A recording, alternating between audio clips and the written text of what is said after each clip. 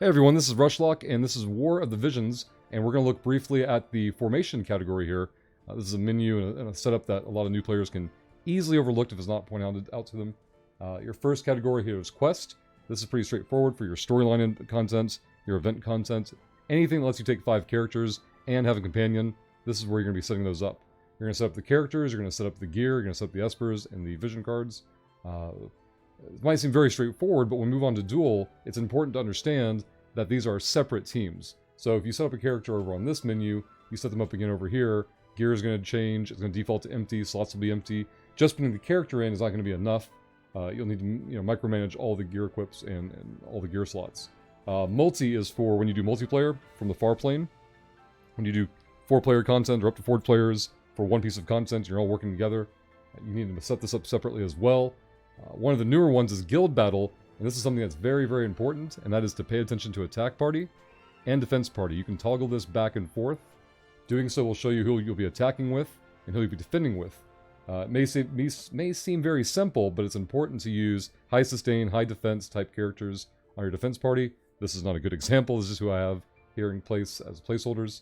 But the idea is to make your defense party sturdy enough to withstand multiple attacks so that you soak up more attacks from your enemy. And on your offense, obviously, you're going to be trying to burst things down as quickly as possible. And then last, and certainly not least, is companion settings. So you know when you take companions from other players, well, you offer your characters in the same capacity. So when you go to all, the unit you put here will default to what it shows the way you see things. And then when you use filters, it'll filter your units out based on their elemental type. It's very, very important to set these manually, especially if you've purchased the JP card that's in the cash shop for $8. It is not a mandatory purchase, but it will increase your frequency of being used by your friends list members and randoms that go off their friends list. Having a high level JP card is very, very handy, but it won't mean anything if you don't come in here and manually set each one of these cards. Now you'll notice that Yish has the JP card here, but not anywhere over here. On this one it's on Gafgarian. This is to reinforce the idea that when you have something set to a certain character on one configuration, that is not carrying across the board in all of the formation loadouts. So you need to manually come in here and get these straightened out.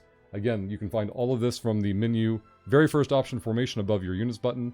Get in there, play around with it, get things sorted out, and it'll be a huge difference for you managing your guild battles, your friends list utilization, as you're paid gil per person who uses you for companion call-ins. And yeah, that should cover everything. As always, if you have questions, ask them down below in the comment section, and we'll link any relevant information in the description down below the video.